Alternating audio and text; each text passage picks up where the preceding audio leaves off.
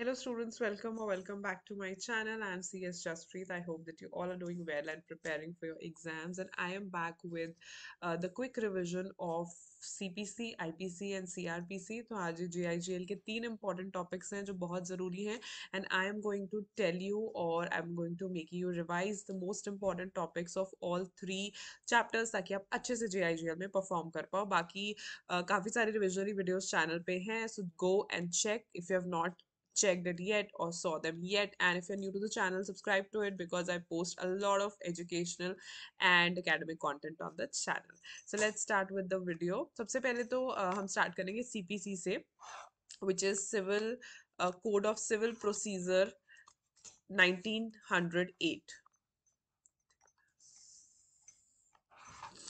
Code of civil procedures 190. इसमें 158 sections है, 1 schedule and 51 orders है. इससे सबसे पहली बात इसमें आती है the jurisdiction. So as a layman बहुत बार हमें ऐसा लगता है कि जुरिस्डिक्शन सिर्फ एक ही होती है, टेरिटोरियल, पर it's not true. Civil court में 4 तरीके की जुरिस्डिक्शन का ध्यान रखा जाता है. The first is the subject matter, यानी कि एक्चुअली केस का सब्जेक्ट मैटर क्या है, किस चीज के ऊपर केस है. फॉर एग्जाम्पल, इसमें एक एग्जाम्पल है कि जो स्मॉल कॉज कोर्ट्स होते हैं, राइट, वो सिर्फ they can try the suits for money due under a promissory note or a suit for price of work done. उनकी जो jurisdiction है वो इतने ही subject matter की है. Moving to the second, territorial jurisdiction, यानी कि जहाँ पे crime हुआ होता है आपने actually वहाँ के court में ही case करना होता है. That is called the territorial jurisdiction. Third is over persons. कई जगहों पे अब obviously as a citizen of India हम कहीं पे भी किसी भी कोर्ट में जाके अपने हमारे लिए jurisdiction बन जाता है. लेकिन if there is a foreign national, so they say all persons of whatever nationality are subject to the jurisdiction except a foreign state, its ruler or its representative, except with the consent of central government. तो उनका consent लेना पड़ेगा आपको. Then comes pecuniary. Pecuniary jurisdiction होती है monetary jurisdiction. So courts में एक limitation लगाई होती है कि इतने amount के cases ही आप जो है try कर सकते हो. So these are the four kinds of major jurisdictions under civil code जिसके बारे में आपको पता होना चाहिए. Subject matter, territorial jurisdiction, persons and pecuniary jurisdiction. अब यहीं पे बात खत्म नहीं होती, इससे और आगे तीन कैटेगरीज है जुरिस्डिक्शन की. These are like basic and they stand for all kinds of codes. जैसे कि सबसे पहले आती है ओरिजिनल जुरिस्डिक्शन. ओरिजिनल जुरिस्डिक्शन होती है वो कोड जहां सबसे पहले हम जाके जो है अपने अपना केस कर सकते हैं. So the point is that कि अभी तक तो every one of you must be knowing कि there is a hierarchy in terms of courts. ऐसा नहीं होता कि हम डायरेक्टली हाई कोर्ट पहुंच जाए या हम डायरेक्टली सुप्रीम कोर्ट पहुंच जाए, right. You have to follow hierarchy. तो सबसे पहले अगर आप लोअर कोर्ट्स में जाते हो तो जहां पे आप सबसे पहले जाते हो, ओरिजिनली अपना केस फाइल करने जाते हो, that is called the original jurisdiction. अब फॉर एग्जांपल ओरिजिनल जुरिस्डिक्शन आपकी जहां थी, आपने कोर्ट में केस फाइल किया, लेकिन जज ने जो डिसीजन दिया या तो वो आपके अगेंस्ट था या इवन इवन अगर वो आपके फेवर में और आप खुश नहीं हो, यू आर स्टिल अग्रीव्ड, आपको लग रहा है I am not satisfied, you can further appeal to the superior court or the upper court. तो वहां पे बन जाती है एपलेट जुरिस्डिक्शन, वो कोर्ट जहां पे अपील सुनी जाती है अगर सबॉर्डिनेट कोर्ट्स या लोअर कोर्ट्स के डिसीजन से या डिक्रीज को चैलेंज किया जाता है. फिर आता है क्रिमिनल एंड एपलेट कोर्ट. अब whether it's supreme court, whether it's high court, district court, तीनों के पास ओरिजिनल जुरिस्डिक्शंस भी है और एपलेट जुरिस्डिक्शंस भी है. दैट मींस ओरिजिनली भी आप उनमें जाके केसेस कर सकते हो एंड अपील तो कर ही सकते हो.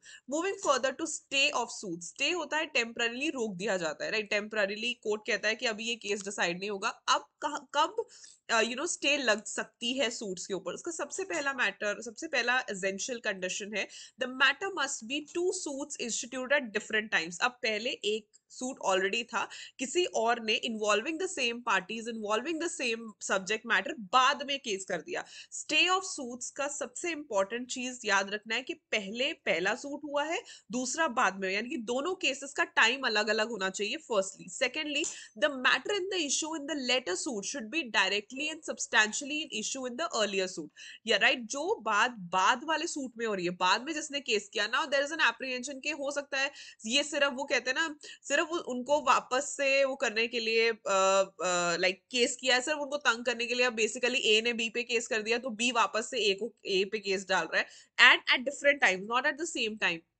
The matter is also the same. Now matter का मतलब ये नहीं है कि एग्जैक्टली भी सेम नहीं होगा, तो भी डायरेक्टली एंड सब्सटैंशियली. अब आप देखो दोनों कोर्ट्स में एट अ टाइम अगर दोनों केसेस रन किए जाएंगे तो दोनों के अगर डिसीजंस ऑपोजिट आ गए तो क्या करना है, right. Wastage of time courts का. प्लस दे से कि पहले पहला केस डिसाइड होने दो, हो सकता है जो एलिगेशन दूसरे केस में लगाई जा रही है just to counter it, right, वो साबित ही हो जाए, राइट। अगर नहीं होती है तो फिर वो केस स्टैंड करता है, अगर हो जाती है तो केस ही खत्म हो जाएगा। And thirdly, such suit should be between same parties सेम होनी चाहिए, मोर और लेस। जरूरी नहीं है कि if there are 5 people in the first case, right, जिनके अगेंस्ट केस किया जा रहा है, और उनमें से कोई एक भी केस कर देता है तो भी it stand. So more or less party same होनी चाहिए, चाहे सारी नहीं है, उनमें से 2-3 लोग हैं वो भी चल जाता है। Lastly, each earlier suit is still pending. सबसे मजेदार बात, पहले उसको तो डिसाइड हो लेने दो, राइट। हो सकता है कि जो एलिगेशन आप वापस लगा रहे हो, राइट, काउंटर करने की कोशिश कर रहे हो, वो साबित ही हो जाए, फिर क्या करोगे? तो इसीलिए not due to like of course they don't want to waste time of courts कि दोनों केसेस एक ही तरीके की बात दो अलग अलग कोर्ट्स में चल रही है, that can not be held, right. So ये 4 एसेंशियल्स है स्टे ऑफ सूट्स की, यानी कि अगर आप टेम्पररीली सूट को रुकवाना चाहते हो तो ये 4 चीजें होनी चाहिए। पहली बात, 2 सूट्स हो एट डिफरेंट टाइम्स। सेकेंडली, जो मैटर दूसरे केस में है वो पहले केस में सेम है, डायरेक्टली एंड सब्सटैंशियली सेम है। थर्ड, पार्टी सेम है। फोर्थली, जो अर्लियर सूट है वो भी पेंडिंग है, पहले सो डिसाइड होने दो, देन जब तक वो डिसाइड नहीं होता तब तक लेटर केस यानी कि दूसरे केस पे स्टे लग जाएगी।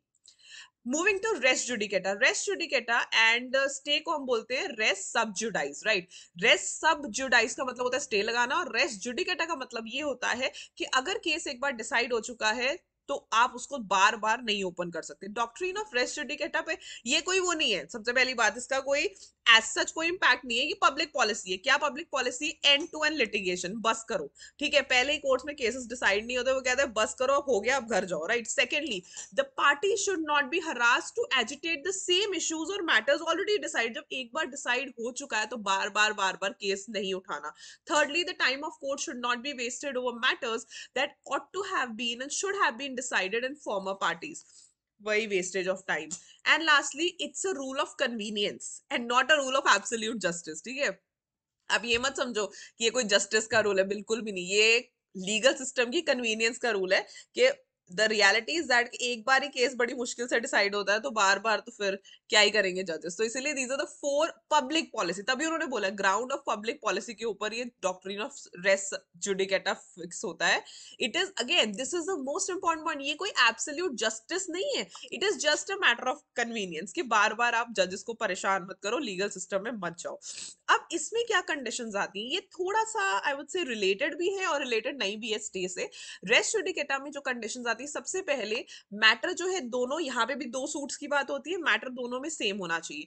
The prior suit should be between the same parties और persons claiming under them. Again, जो पहले वाला सूट था वो भी सेम पार्टीज के बीच में था।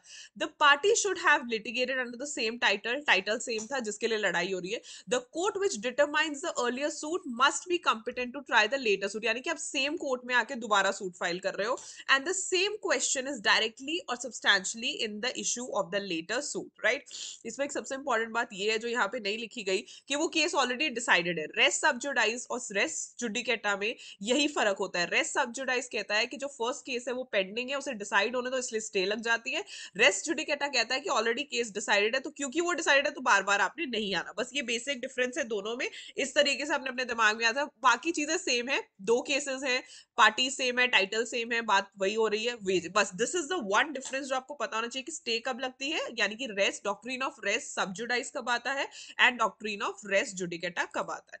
Moving to the further institution of suit, 4 चीजें चाहिए केस करने के लिए, ठीक है। सबसे पहले अपोजिंग पार्टी जिसके खिलाफ लड़ाई कर रहे हो, दूसरा कॉज ऑफ एक्शन, बात क्या है, क्यों लड़ाई कर रहे हो। thirdly, सब्जेक्ट मैटर, एक्चुअली में क्या पूरा आई वुड से कि सब्जेक्ट मैटर क्या है, कैसे कैसे क्या क्या हुआ। And lastly, very important, relief claim, आपको चाहिए क्या कोर्ट से। So opposing party, the cause of action, subject matter and relief claim.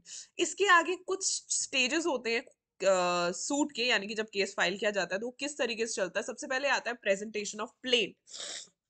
Plane simple word में होती है एप्लीकेशन। यहाँ पे हम बोलते हैं प्लेन क्योंकि ये सिविल सीपीसी पढ़ रहे हैं, सीआरपीसी में जाके यही प्लेट कंप्लेंट बन जाती है, right. So because it's criminal procedure तो वहां हम कंप्लेंट बोलते हैं। यहाँ क्योंकि ये सिविल केसेस के बारे में बात हो रही है तो हम कंप्लेंट नहीं बोलते, प्लेंट बोलते हैं। दिस इज एन एप्लीकेशन जो कि सबसे पहले आप प्रेजेंट करने जाओगे कोर्ट में। जैसे ही कोर्ट को आपकी प्लेंट मिलती है, यानी कि प्लेंटिफ की एप्लीकेशन मिल जाती है, कोर्ट समन भेजेगा अपोजिट पार्टी को कि भाई आ जाओ, आपके खिलाफ केस फाइल हो गया है, ठीक है। तो डिफेंडेंट को एक समन दिया जाएगा, डिफेंडेंट जैसे ही उस समन को रिसीव कर लेगा, रिसीव करते ही विद इन 30 डेज जो है उसे एक रिटन स्टेटमेंट वापस भेजनी होती है, दैट इज अपने डिफेंस में वो क्या बोलना चाहता है। तो इसमें ये होती है कि प्लेंट भी साथ में जाती है, तभी वो अपना जवाब दे पाएगा। Now this is subject to the said rule which में allow to file within 120 days, क्योंकि बहुत लोग स्मार्ट होते हैं, समन्स लेते ही नहीं है, तो उसके आगे जो है 120 डेज का परमिशन मिल जाता है ऑन पेमेंट ऑफ कॉस्ट, कुछ कोर्ट का कॉस्ट होता है वो देके फर्दर वो 120 डेज में फाइल कर सकते हैं।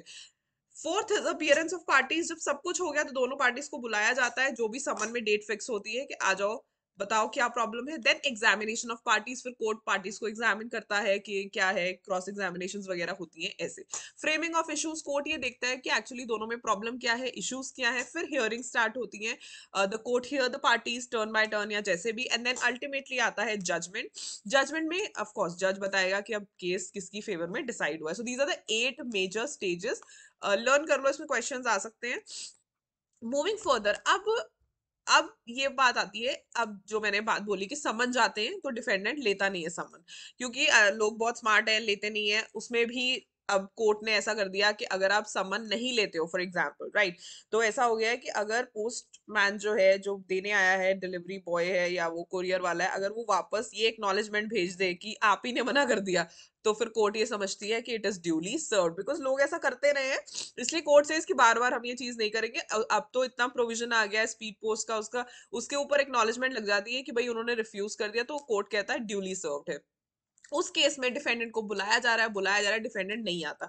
अगर डिफेंडेंट नहीं आएगा, इसमें 3-4 सिनेरियोज होते हैं, जैसे कि अगर प्लेंटिफ ही नहीं आता, जिसने एप्लीकेशन डाली वही नहीं आया, फिर तो केस ही खत्म है, ठीक है। प्लेंटिफ नहीं आया, डिफेंडेंट नहीं आया, तो फिर केस को डिसमिस कर दिया जाएगा। प्लेंटिफ आ रहा है, डिफेंडेंट नहीं आ रहा है, राइट, डिफेंडेंट को बुलाया, चलो एक डेट हो गई, 2 डेट, जब टाइम हो जाता है तो फिर the ultimate solution with the court is x party, case को एक्स पार्टी कर दिया जाता है, यानी कि the case will be decided in favour of plaintiff. अब डिफेंडेंट को कुछ तो मौका देना ही है ना भाई, ऐसे कैसे एक्स पार्टी कर दिया, तो 4 उसके पास ऑप्शंस आती है। फिर सबसे पहले तो अपील फाइल कर दे एक्स पार्टी डिक्री की अंडर सेक्शन 96 सीपीसी, ठीक है, अपील फाइल कर दे। सेकेंडली एक एप्लीकेशन फाइल कर दे for review of judgment. Thirdly apply for setting aside the ex parte decree, and fourth एक नया केस ही कर दे कि भाई ex party obtained by fraud but no suit shall lie for non service of summons। आप court को नहीं बोल सकते कि भाई आपने हमें समन नहीं भेजा, ठीक है, ये बोल सकते हो कि फ्रॉड से एक्स पार्टी करा लिया, ठीक है, लेकिन कोर्ट को नहीं ब्लेम कर सकते। So these are the 4 things, basically कुछ नहीं होता है कि एप्लीकेशन लगा देते हैं for setting aside ex parte, तो एक्स पार्टी हो जाता है। बहुत अगर डिले हो जाती है तो फिर सूट या अपील की बात आती है, but these are the 4 remedies available to defendant. अगर एक्स पार्टी हो जाता है तो वो ये सारी चीजें कर सकता है। Further it is open to a party at the trial of a suit to use in evidence any one or more of the answers or any part of the answer of the opposite party to interrogatories without putting in the others or whole of such questions, but the court may direct that any connected answer should also be put in। This is just the applications that lay down against both the parties। फिर आती है discoveries and interrogatories and production of documents. अब discovery का मतलब होता है कोई material fact का पता लगना, ठीक है। वो किस तरीके से, डिस्कवरी 2 तरीके से होती है, या तो इंटेरोगेशन से होती है, ठीक है, पूछताछ जिसको हम बोलते हैं, या फिर डॉक्यूमेंट से होती है, कोई भी रिटन डॉक्यूमेंट्स जो आते हैं वहां से होती है। इसका ऑब्जेक्ट क्या होता है, ऑब्जेक्ट क्या है, ऑब्जेक्ट ये है कि नेचर ऑफ केस को समझना, ठीक है, एडमिशंस करवाना पार्टी से, अपने उसके मुंह से एडमिशंस करा लो इनडायरेक्टली या उसको इम्पीच करके, then narrow the points at issue, right, और कोशिश करना कि केस को सुलझाया इन द सेंस कि केस के जो पॉइंट्स हैं, फैक्ट्स हैं, उन्हें क्लियर किया जाए। Moving further, this is important, अगर कोई केस कंपनी करती है, कंपनी के अगेंस्ट होता है, तो वेरिफिकेशन और सिग्नेचर ऑफ प्लीडिंग में क्या होता है, in suits by or against a corporation any pleading may be signed and verified on behalf of the corporation by the secretary or by any director or by any principal officer which is able to dispose of the facts. तो इन तीनों में से कोई भी sign और verify कर सकता है, अगर केस कॉर्पोरेशन की तरफ से हो रहा है या कॉर्पोरेशन के अगेंस्ट हो रहा है, सेक्रेटरी और any director any principal officer. Summon किसको जाते हैं, सर्विस ऑफ समन्स इस केस में जाते हैं या तो सेक्रेटरी को भेज दो, सेक्रेटरी और डायरेक्टर और प्रिंसिपल ऑफिसर, लाइक अगर आपको डायरेक्टली देने तो ये 3 लोग हैं, या फिर बाय लीविंग, या फिर सीधा ही रजिस्टर्ड ऑफिस पे वो कर दो, स्पीड पोस्ट कर दो, अपने आप वो ले लेंगे, अपने आप देख लेंगे कैसे क्या करना है, right. So this is it. Power of court to require personal attendance, बिल्कुल कोर्ट के पास पूरी पावर होती है। कोर्ट में at any stage require the personal appearance of secretary, director, other principal officer. वो बोल सकता है आके पर्सनल अपीयरेंस दो और बताओ कि मैटर क्या है, राइट। सो कोर्ट के पास पूरी पावर है, चाहे वो सेक्रेटरी को बुलाए, चाहे वो डायरेक्टर को बुलाए, चाहे वो प्रिंसिपल ऑफिसर को बुलाए। So now moving on to the next topic, that is summary procedure. So summary procedure क्या होता है? Summary procedure is basically like the word summary, कि फटाफट से चीज़ों को ख़त्म करना। तो summary procedure में क्या होता है? Like order 37 says कि जो summary procedure कुछ suits में like quickly उन्हें ख़त्म करने के लिए जो है summary procedure लगाया जाता है। इसमें क्या होता है majorly, ये जैसे bill of exchange के suits हो गए या hundies के हो गए या promissory notes के, या जहाँ पे plaintiff seeks only to recover a debt or liquidated demand and money payable by the defendant with or without interest, जिसमें सिर्फ ये है कि भाई मेरा डेट निकलवा दो, ठीक है, मेरा लोन निकलवा दो, मेरा पैसा निकलवा दो, arising on a written contract, on an enactment where the sum sought to be recovered is a fixed sum of money or on a guarantee। ऐसा कुछ भी है, सिर्फ एक डेट, सिर्फ एक लोन रिकवर करवाना है, तो उसके लिए समरी प्रोसीजर बहुत अच्छा है। रूल्स फॉर समरी प्रोसीजर जो है किन किन कोर्ट्स पे एप्लीकेबल होते हैं, हाई कोर्ट पे भी होते हैं, सिटी सिविल कोर्ट पे भी होते हैं, स्मॉल कोर्ट्स पे भी होते हैं, अदर कोर्ट्स पे भी हो जाते हैं, राइट। सो बेसिकली जहाँ पे सिर्फ डेट रिकवर करना है, पैसा रिकवर करना है, वहाँ के लिए समरी प्रोसीजर बहुत अच्छा है। Then moving to the next topic, saving of inherent powers of the court, very very important topic. ये सेम टॉपिक सीआरपीसी में भी आता है। तो ये टॉपिक ये कहता है, सीपीसी में इसका सेक्शन है 151 which is a residual section.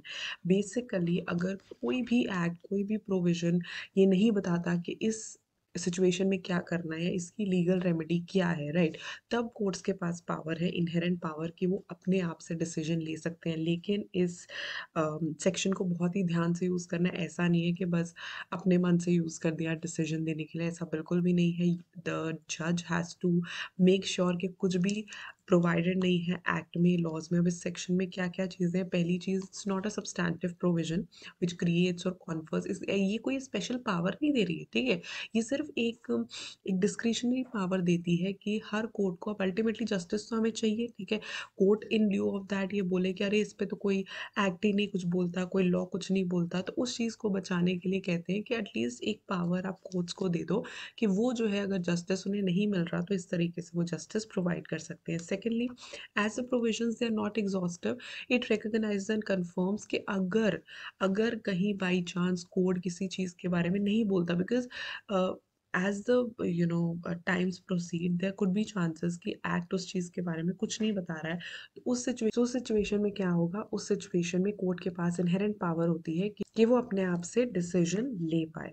So this is the point. उसके बाद थर्ड पॉइंट है कि court has no power to do anything. अब इसकी आड़ में कोर्ट ऐसा कुछ नहीं कर सकता जो करने से उन्हें मना किया गया, यानी कि anything which they are prohibited to do, वो भी इसके आड़ में ये चीज़ें नहीं कर सकते, right. Moving further, the inherent power being complementary, court is free to exercise them when the matter is not covered. बार बार एक ही चीज़ बोली गई है कि कोड में स्पेसिफिक प्रोविजन नहीं दिया, तभी आपने सेक्शन 151 जो है यूज़ करना है ना। While exercising the inherent power, court को बहुत डबली कॉशियस रहना। मैंने आपको बोला ना, उन्हें मेक श्योर करना पड़ेगा कि एक्ट में, प्रोविजन में, रूल्स में, रेगुलेशन में कोई चीज़ नहीं थी, otherwise they could land themselves into problems.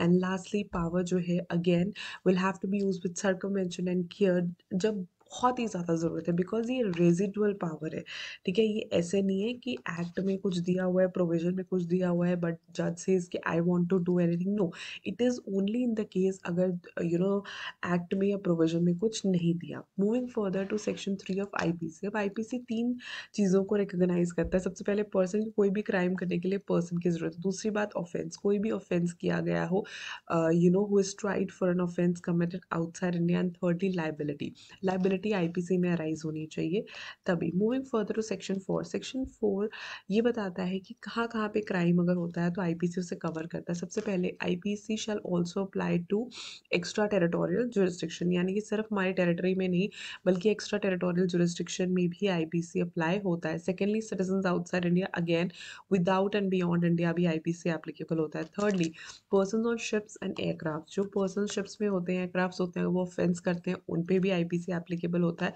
Targeting computer source in India, अब कंप्यूटर सोर्स के लिए ना फिजिकली कहीं प्रेजेंट होने की जरूरत नहीं, आप कहीं पे भी बैठ के ये चीज़ें टारगेट कर सकते हो, तो वो भी आईपीसी के अंडर कवर होते हैं। Moving further to next point which is elements of crime. अब क्राइम होता क्या है, फंडामेंटल एलिमेंट्स क्राइम के क्या है? सबसे पहले ह्यूमन बीइंग की जरूरत होती है क्राइम के लिए। दूसरी बात मेंस रिया है गिल्टी माइंड। ठीक है, एक ऐसा माइंड जिससे कोई ऑफेंस करना, कोई क्राइम करना, एंड एक्ट सीरियस है एक्चुअली में उसको एक्ट करना। ठीक है, कोई इंसान है, ठीक है, वो प्लानिंग प्लॉटिंग कर रहा है लेकिन वो एक्ट नहीं कर पा रहा, तो क्राइम तो हुआ ही नहीं ना, वो सोचता ही रह गया अपने दिमाग में। लेकिन कोई ह्यूमन बीइंग है, उसका गिल्टी माइंड है और वो एक्ट को अंजाम दे देता है, that is when crime is establish, right. तो सबसे पहले हो गया ह्यूमन बीइंग, दूसरा हो गया मेंस रिया यही है गिल्टी माइंड, यानी कि किसी का माइंड सेट कैसा है, राइट। एक दिमागी तौर से ये चीज़ सोच समझ के की गई है, बिकॉज क्राइम इज नथिंग कि अपने आप से हो गया। फर्दर मेंस्ट्रिया 3 टाइप का होता है। पहला इंटेंशन, यानी कि पर्पसफुली, ठीक है, सोच समझ के करना कि भाई मेरा इंटेंशन ये क्राइम करने का है और ये क्राइम उस पर्सन ने कर दिया। दूसरी चीज़ नेग्लिजेंस, यानी कि उसे ड्यू केयर एंड डिलीजेंस लेना चाहिए था और उससे नहीं लिया, तो भी हम ये मानते हैं कि मेंस्रिया हो गया एस्टैब्लिश, मतलब लेनी चाहिए थी ये चीज़ें, ड्यू केयर डिलीजेंस, लेकिन उसने नहीं लिया। एंड थर्डली रेकलेसनेस होती है कि उसे पता है कि जो कंसिक्वेंसेज हैं वो बुरे हैं, ठीक है, consequences could lead to a crime but still that person is doing that, right. जैसे होता है ना कि हमें कोई फर्क नहीं पड़ता, वैसे। तो मेंस्ट्रिया में इंटेंशन आता है, नेग्लिजेंस आता है एंड रेकलेसनेस आती है। Then moving further to stages of crime. Now here comes the stages of crime. तो क्राइम के स्टेजेस क्या होते हैं? सबसे पहले क्रिमिनल इंटेंशन, जो हमने मेंस्ट्रिया में भी कवर किया कि भाई ये क्राइम करना है। देन प्रेपरेशन, उसकी तैयारी करना है ना, क्राइम के लिए तैयारी करने की जरूरत है। देन अटेम्प्ट, राइट, कोशिश करना, अटेम्प्ट करना क्राइम करने के। Then ultimately commission of crime, यानी कि वो क्राइम कर देना या अकम्पलिशमेंट। तो ये 4 स्टेजेस ऑफ क्राइम है। मूविंग फर्दर, पनिशमेंट क्या है? आईपीसी में अगर आप कोई क्राइम कर देते हो तो क्या क्या उसकी पनिशमेंट है? सबसे पहले है डेथ। डेथ इंडिया में हम ये कह सकते हैं कि rarest of the rare cases में दी जाती है, बहुत ही कम चांसेस होते हैं डेथ पेनल्टी के, पनिशमेंट के, बट हाँ rarest of the rare cases में डेथ दी जा सकती है।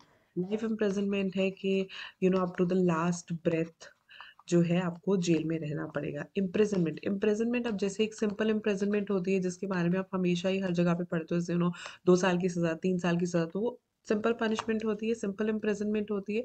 और दूसरी होती है रिगरस इम्प्रिजनमेंट होती है, जैसे कि लाइफ इम्प्रिजनमेंट। तो ये 2 टाइप्स ऑफ इम्प्रिजनमेंट इसमें कवर हो जाती है। और ये जो है डेथ की जो पेनल्टी, इसे हम कैपिटल पनिशमेंट भी कहते हैं, capital punishment. Forfeiture of property, अब कभी पर्सन नहीं आ रहा, या हम किस तरीके से दूसरे पर्सन को वो कर सकते हैं, कंपनसेट कर सकते हैं, तो प्रॉपर्टी को फोरफीट करके उसका ऑक्शन कर दो और उस पर्सन को जो है कंपनसेट कर दो। एंड लास्टली फाइन होता है मॉनेटरी फाइन, चार्ज कर देना। सो इस तरीके के पनिशमेंट है। Moving further to essentials of 403 of IPC. 403 कहता है misappropriation of movable property, किसी की प्रॉपर्टी को का मिस अप्रोप्रिएशन हो सकता है, आप उसे छुपा दो, बेच दो, या कहो कि ये मेरा है। तो किसी की मूवेबल प्रॉपर्टी को मिस अप्रोप्रिएट करने की सजा जो है वो सेक्शन 403 में मिलती है। कन्वर्ट कर लेना, उसे अपनी प्रॉपर्टी बना लेना। पनिशमेंट, इसमें पनिशमेंट होती है इम्प्रिजनमेंट ऑफ 2 years और फाइन और बोथ। तो इस चीज़ का ध्यान रखना है कि इसमें पनिशमेंट है इम्प्रिजनमेंट ऑफ 2 years और फाइन और बोथ, एंड नहीं है सारा और है। मूविंग फर्दर टू 404, यहाँ पे है मिस अप्रोप्रिएशन ऑफ प्रॉपर्टी, ठीक है, इसमें इमूवेबल एंड मूवेबल दोनों कवर होती है। पिछले में मूवेबल पर्टिकुलरली बोला था, तो यहाँ पे सिर्फ मूवेबल प्रॉपर्टी आएगी, यहाँ पे दोनों आएगी, मूवेबल भी। ये है उस प्रॉपर्टी की मिसअप्रोप्रिएशन जो कि उस पर्सन की थी at the time of death. At the time of death उसकी प्रॉपर्टी थी, उसके मरने के बाद जो है उसे मिसअप्रोप्रिएट कर लिया गया, लाइक बोलने लगे कि मेरी प्रॉपर्टी है, छुपा दी या बेच दी, इस तरीके से। And not in legal possession, हो सकता है वो किसी को लीगली पोजेस करके गया हो या लीगली दे के गया हो कि मेरे बाद ये यूज़ करे, अगर ऐसा है तो कोई दिक्कत नहीं है, ठीक है, अगर ऐसा है तो पर्सन यूज़ कर सकता है, लेकिन वो लीगल पोजेशन में नहीं है, that is a major thing. तो इसमें पनिशमेंट है 3 years, राइट, एंड फाइन, दोनों चीज़ें हैं, 3 years है एंड फाइन है, दोनों चीज़ें होंगी, ठीक है। 3 years की इम्प्रिजनमेंट भी है एंड फाइन भी। लेकिन इसमें सबसे ज़्यादा मज़ेदार बात ये है कि अगर ये पनिशमेंट, अगर आपके साथ ये धोखा क्लर्क और सर्वेंट करते हैं, क्योंकि वो सबसे नियरेस्ट रहते हैं और उनके लिए क्राइम करना बहुत आसान है, तो उस केस में इम्प्रिजनमेंट हो जाती है 7 years एंड फाइन। तो इस चीज़ का ध्यान रखना है, नॉर्मली इट्स 3 years, लेकिन अगर this is done by a clerk और a servant then the number like years exceed to 7 years. Moving further, अब ये कहता है कि कौन सा पर्सन जो है ये मिस अप्रोप्रिएशन कर सकता है। सबसे पहले जिस पर्सन को आप कॉन्फिडेंटली प्रॉपर्टी दोगे, ठीक है, जिसका फिड्यूशरी रिलेशनशिप है आपके साथ। अब ऐसा नहीं है कि आप किसी के ऊपर भी इल्ज़ाम लगा दोगे, ठीक है। सबसे पहले वो चेक करेंगे कि ऐसा कोई पर्सन जिसके ऊपर आप कॉन्फिडेंस से बोल सकते हो कि हमने इसे इंट्रस्ट की थी property, right. Secondly, the accused must be in such a position, right. ऐसा नहीं है कि आपका जो सर्वेंट है वो गांव में बैठा और आप उसके ऊपर इल्ज़ाम लगा रहे हो, ठीक है। वो ऐसी पोजीशन में होना चाहिए, he should be a dominion over the property, कि वो इस पोजीशन में है कि वो ये क्राइम कर सकता है। द टर्म प्रॉपर्टी में मूवेबल इमूवेबल दोनों आते हैं। It has to be establish that accused has dishonestly put the property to his own use, या वो एस्टैब्लिश करना पड़ेगा, ठीक है। Dishonest intention to misappropriate is a crucial fact to be proved to bring home the charge of criminal breach of trust. So dishonest intention जो है वो prove करना बहुत ज़रूरी है।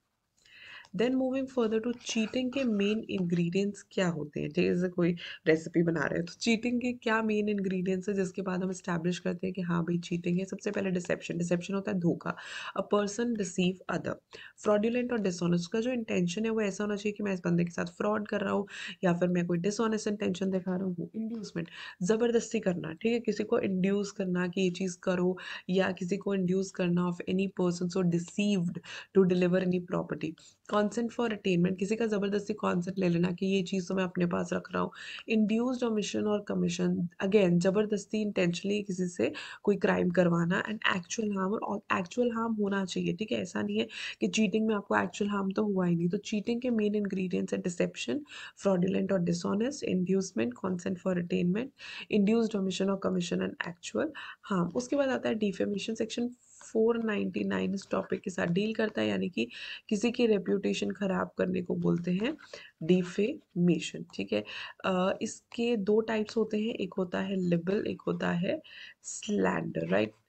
तो ये दोनों चीजें आपने याद रखनी है। अब इसके कुछ एक्सेप्शंस हैं। अब क्योंकि डिफेमेशन आप कॉन्स्टिट्यूशन में भी देखते हो कि एक्सेप्शन में आता है राइट टू स्पीक में, लेकिन ऐसी कुछ चीज़ें अगर आप बोलते हो उससे डिफेमेशन नहीं होता। पहली बात, अगर आप सच बोलते हो, imputation of truth which public good requires to be made और पब्लिश, इसके बारे में सच बोल रहे हो पब्लिक गुड के लिए, तो उसमें डिफेमेशन नहीं होती। Public conduct of public servants के पब्लिक कंडक्ट के बारे में अगर आप बात कर रहे हो तो भी वो डिफेमेशन नहीं होती।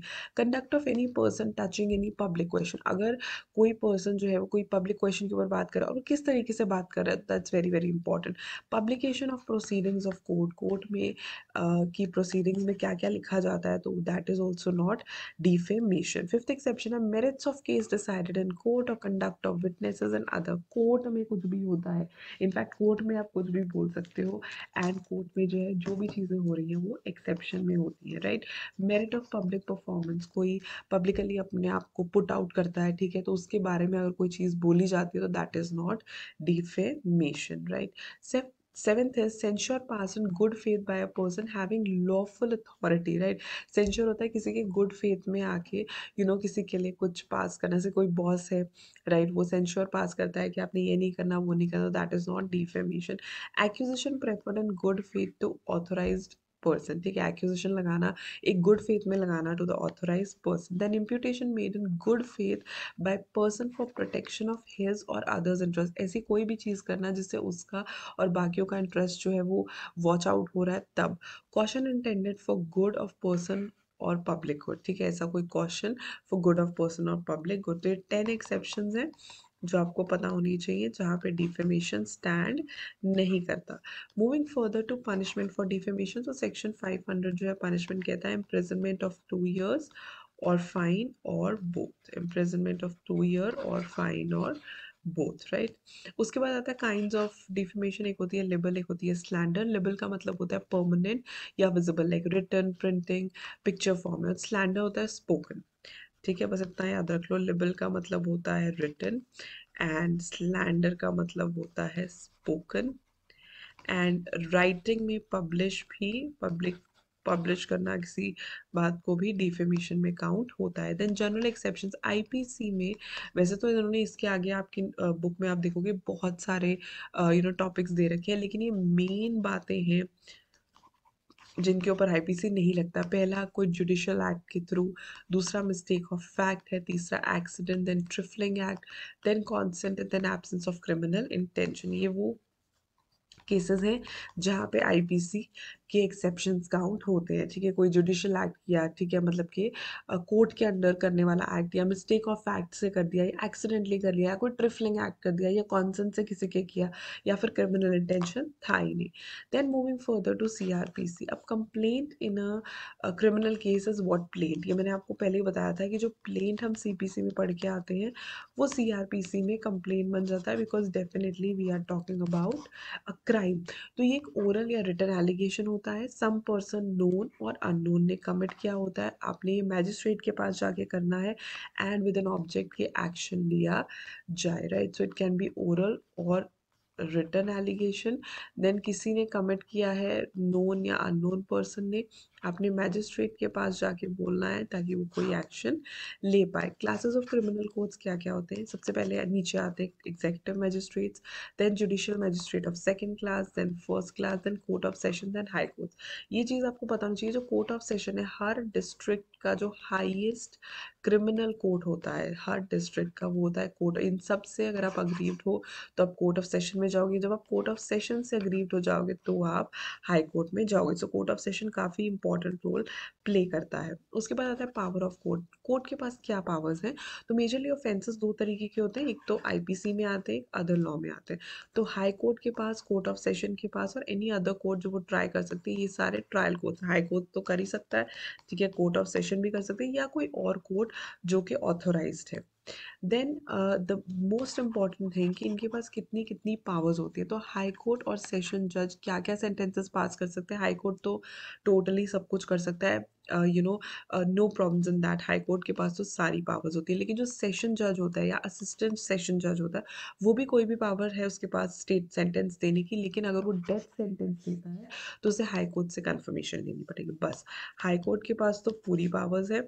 सेशन जज या असिस्टेंट सेशन जज अगर डेथ की पनिशमेंट देता है तो उसे हाई कोर्ट से कंफर्मेशन लेनी पड़ेगी। एंड असिस्टेंट सेशन जज जो है, he may pass any sentence except sentence of death और imprisonment for life for a term exceeding 10 years, right. तो मतलब डेथ सेंटेंस नहीं दे सकता, लाइफ इम्प्रिजनमेंट नहीं दे सकता, और इम्प्रिजनमेंट एक्सीडिंग 10 ईयर्स भी नहीं दे सकता। मैजिस्ट्रेट की बात करें तो जो चीफ जुडिशियल मैजिस्ट्रेट होता है वो कोई भी पनिशमेंट दे सकता है एक्सेप्ट डेथ और इम्प्रिजनमेंट और ऑफ अ लाइफ एक्सीडिंग, मतलब कोई भी डेथ नहीं दे सकता, लाइफ इम्प्रिजनमेंट नहीं दे सकता, एंड इम्प्रिजनमेंट एक्सीडिंग 7 ईयर्स भी नहीं दे सकता। इनके अलावा कुछ भी दे सकता है सज़ा। मैजिस्ट्रेट ऑफ फर्स्ट क्लास जो है वो इम्प्रिजनमेंट दे सकता है for a term not exceeding 3 years और अ फाइन नॉट एक्सीडिंग 10,000 और बोथ, राइट। 3 years और 10,000 और बोथ। मैजिस्ट्रेट जो सेकंड क्लास का है that is not exceeding 1 year और फाइन नॉट एक्सीडिंग 5,000 और बोथ। और जो चीफ मेट्रोपॉलिटन मैजिस्ट्रेट है, जो मेट्रोपॉलिटन सिटीज में होते हैं, इनके पास चीफ जुडिशियल मैजिस्ट्रेट की पावर भी होती है, एंड मेट्रोपॉलिटन मैजिस्ट्रेट की पावर भी होती है, एंड फर्स्ट क्लास की पावर्स भी होती है। Then sentence of imprisonment in default of fine, अगर कोई फाइन नहीं दे रहा है तो उसे जो है इम्प्रिजनमेंट भी दी जा सकती है। It provides that court of a magistrate may award such term of imprisonment in default of payment of fine, ठीक है। अगर जो है फाइन नहीं दिया तो इम्प्रिजनमेंट हो सकती है, बस it should not be exceeding the powers, magistrate के पावर्स के अंदर होना चाहिए। And secondly, where imprisonment has been awarded as part of substantive sentence, then it should not exceed 1/4 of the imprisonment which the magistrate is convict। जितना वो दे सकता है उसके 1/4 से ज़्यादा नहीं होना चाहिए। मूविंग फर्दर, अगर सेवरल ऑफेंसेस हैं, ठीक है, क्या वो एट वन ट्रायल हो सकते हैं? हो सकते हैं, no doubt, right. Quantum of punishment जो है वन ट्रायल पे हो सकती है, but under this section court में subject to 71 sentenced to several punishments, is competent to inflict such punishment which consisting of imprisonment. For example, imprisonment है तो one after the other आप कर सकते हो, unless the court directs कि सारी एक साथ चले, otherwise one after the other कर सकते हो. Arrest of persons, arrest होता है, I think you all know कि arrest क्या होता है. तो arrest of person जो है पुलिस ऑफिसर करता है, लेकिन पुलिस ऑफिसर के पास ऐसी पावर्स है जो कि बिना मैजिस्ट्रेट के ऑर्डर के या विदाउट एनी वारंट किसी पर्सन को अरेस्ट कर सकते हैं. किसे कर सकते हैं? सबसे पहली बात, जो कि पुलिस ऑफिसर के प्रेजेंस में कॉग्निजेबल ऑफेंस करता है. Secondly, against whom a reasonable complaint has been filed, a credible information has been received कि उसने जो क्राइम किया है उसमें 7 साल से ज़्यादा की सज़ा है, तो डेफिनेटली उसे अरेस्ट किया जा सकता है. अब वर्ड जो अरेस्ट है, अब सबको पता है, किसी को पकड़ लेना, कस्टडी में ले लेना, that is called arrest. Any police officer may without an order, without a warrant arrest any person. अच्छा, ये वही चीज़ है, ये रिपीट हुई है, like who commit a cognizable offence and secondly reasonable complaint. अब फर्दर और भी चीज़ें हैं जिससे police officer has a reason to believe कि कंप्लेंट सच्ची है. दूसरी, इफ़ ही सेटिस्फाइड कि उसने क्राइम किया है, प्रॉपर इन्वेस्टिगेशन हुई है, एविडेंस आया है, या इस चीज़ को प्रोटेक्ट करने की कि वो फर्दर और क्राइम्स ना करे, राइट, कि फर्दर और क्राइम्स ना करे. Then unless such person is arrested, his presence in court wherever can not be ensured. अब कभी कभी क्या होता है कि पर्सन को अरेस्ट तो कर लिया, ठीक है, लेकिन ये है कि आएगा नहीं पता, तो उस केस में क्या होगा, राइट, उस केस में क्या होगा, ये बोलेंगे इसको अरेस्ट कर लो. अब यहाँ पे provide the police officer all the cases arrest is not required, वहाँ पे उसे रीजन देने पड़ेंगे कि क्यों अरेस्ट आपने नहीं किया, right. Further, against whom incredible, जिसका 7 साल से ज़्यादा है, उस केस में भी अगर उसे लगता है तो उसे अरेस्ट कर सकता है. Who has proclaimed as an offender, किसी ना किसी कोर्ट के अंदर उसे ऑफेंडर डिक्लेयर किया गया है.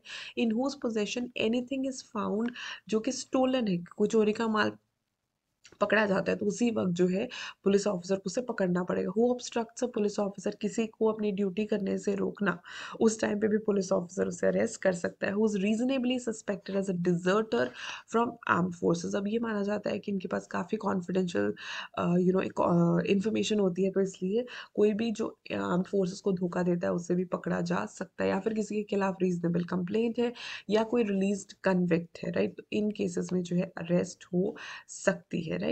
उसके बाद बारी आती है समन्स की. समन्स जैसे हमने पहले भी पढ़ा था कि जब कोई कंप्लेन करता है तो कोर्ट समन भेजती है, वहाँ पे भी ऐसे था, यहाँ पे भी ऐसी.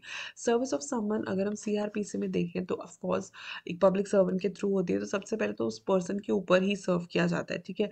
अगर वो नहीं है तो किसी सम एडल्ट मेल मेंबर को जो है वो दे के आ जाते हैं. The service of summon corporate body या सोसाइटी की सेम है जो हमने उसमें पढ़ा था कि किस तरीके से आप समन जो है करवा सकते हो, सेक्रेटरी पे, डायरेक्टर पे, या प्रिंसिपल ऑफिसर पे, या फिर रजिस्टर्ड पोस्ट से भेज सकते हो. देन वारंट ऑफ अरेस्ट, अब आपने हमेशा सुना होगा कि अरेस्ट वारंट मांगा जाता है, राइट. तो ऐसा नहीं होता कि मुंह उठा के कोई भी पुलिस ऑफिसर किसी को अरेस्ट करने चला जाए, उसके पास अरेस्ट वारंट होना चाहिए. अरेस्ट वारंट के कुछ एसेंशियल्स या रिक्विजिट्स क्या है, राइटिंग में होना चाहिए, उस पर नाम एंड डेजिग्नेशन होना चाहिए जो पर्सन उसे एग्जीक्यूट कर रहा है, नेम एंड डिस्क्रिप्शन जिसको अरेस्ट करने जा रहे हो. ऑफेंस क्या है, it must be sign by the presiding officer and it must be sealed. तो ये कुछ प्री रिक्विजिट्स हैं किसी भी वारंट में, ये सारी टॉपिक्स, ये सारी बातें होनी चाहिए, ठीक है.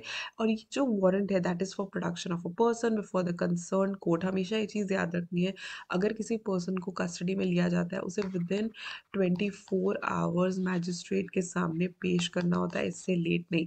और अगर आप उसे किसी दूर की जगह से लेके आ रहे हो तो जर्नी जो है आपने एक्सक्लूड कर देनी है. इन 24 आवर्स में जर्नी नहीं आनी, 24 आवर्स में जर्नी नहीं आती, जर्नी को एक्सक्लूड कर दिया जाता है और फिर मैजिस्ट्रेट के सामने जो है ले जाया जाता है. अब कोई पर्सन आ नहीं रहा है तो फिर ये होता है वारंट अगर अनएग्जीक्यूट रह गया है, ठीक है, एग्जीक्यूट ही नहीं हो पा रहा, तो दो रेमेडीज है. प्रोक्लेमेशन इशू करो, सबसे पहले तो डराओ कि भाई ऐसा कर देंगे, और फिर भी नहीं आता है तो उसकी प्रॉपर्टी को जो है अटैच करो, उसका सेल करो, उसका ऑक्शन करो, और जो अग्रीव पर्सन है उसे कंपनसेट कर दो. Moving for to search warrant. Search warrant तब आता है जब आपको कोई डॉक्यूमेंट निकलवाना होता है where the court has reason to believe कि जो पर्सन समन्ड है उसके पास कोई डॉक्यूमेंट है और वो प्रोड्यूस नहीं कर रहा है. सेकेंडली, विद सच डॉक्यूमेंट और thing is not known, court को भी नहीं पता इसके पास है या नहीं है. And lastly, where general inspection, generally inspection करवानी, राइट. तो सबसे पहले कि डॉक्यूमेंट वो ऐसे प्रोड्यूस नहीं करेगा. सेकेंडली, कोर्ट श्योर नहीं है, नॉट नोन कि एक्चुअली में उसके पास है या नहीं है. एंड लास्टली, जनरल इंस्पेक्शन जो है वो नेसेसरी है, राइट। उसके बाद बारी आती है पावर ऑफ मैजिस्ट्रेट। मैजिस्ट्रेट के पास क्या पावर्स है? Cognizance of an offence by a magistrate, of course वो कॉग्निजेंस कर सकता है ऑफेंसेस का। Any magistrate of first class and second class specially empowered to take an offence upon, किन किन चीज़ों की, अगर उन्हें कंप्लेंट रिसीव होती है, अगर उनके पास पुलिस रिपोर्ट आती है, अगर कोई इन्फॉर्मेशन उन्हें रिसीव होती है अदर दैन अ पुलिस ऑफिसर, या फिर अपनी नॉलेज से, इन सारी चीज़ों के ऊपर ये एक्ट कर सकते हैं magistrate of first class and second class. अगर उन्हें कोई कंप्लेंट इशू हुई है, अगर कोई पुलिस रिपोर्ट उन्हें मिली है, अगर उन्हें कोई इन्फॉर्मेशन रिसीव हुई है, या फिर उनके अपने नॉलेज से उन्हें कोई चीज़ पता चली है तो। Right, moving further to limitation for taking cognizance क्या है? अब लिमिटेशन एक्ट में आपने पढ़ा ही था।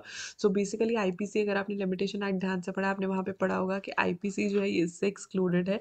सो no limitation in filing under the code, कोई लिमिटेशन नहीं है, राइट। तो ये चीज़ का आपने ध्यान रख लिया। लेकिन कुछ जगहों पे उन्होंने बोला कि थोड़ा सा कॉग्निजेंस तो लो, राइट। बिल्कुल ही नहीं है कि कोई लिमिटेशन नहीं है, लोग आ ही नहीं रहे हैं।